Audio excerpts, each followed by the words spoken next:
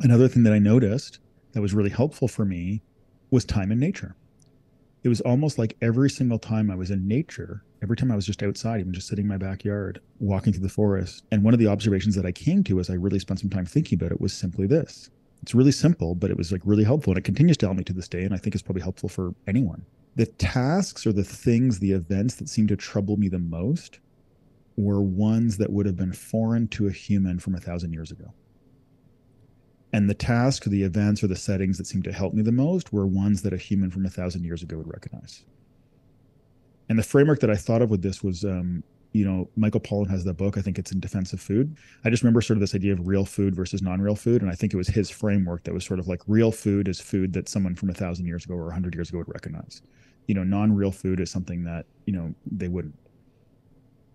And I remember just thinking about that in terms of life. And I remember mapping this out in my journal. I started journaling and I remember mapping this. I was like, oh, real life versus artificial life, maybe the wrong term, but maybe modern life. And so real life to me was life that was in line with, again, something that a human would recognize, which in my mind made sense because I was like, if human hasn't been around this long, it's only been in the last little smidgen that we've had access to the things that we interact with 90% of the day. So artificial light, obviously we're sitting in front of artificial light today. Tech. But driving was one that really made me think about it. I was like, oh, that is so weird. No wonder driving is so hard for me.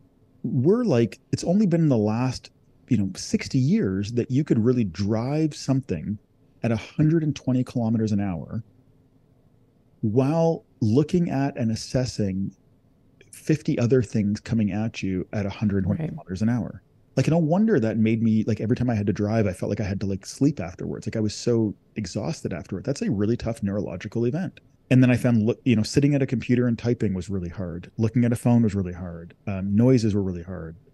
Lights were really, all these things. And I was like, wow, you know what seemed to almost increase once I started to figure this out was my ability to have a one-on-one conversation.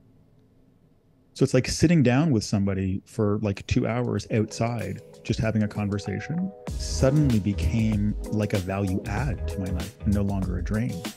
And I thought that was really fascinating too, because I was like, oh, did I not give myself the time to do that before? Or is it just that? And I always brought it back to that's what humans used to do a lot more. There's an activity that we probably did, sitting by a fire and talking, as simple as it sounds.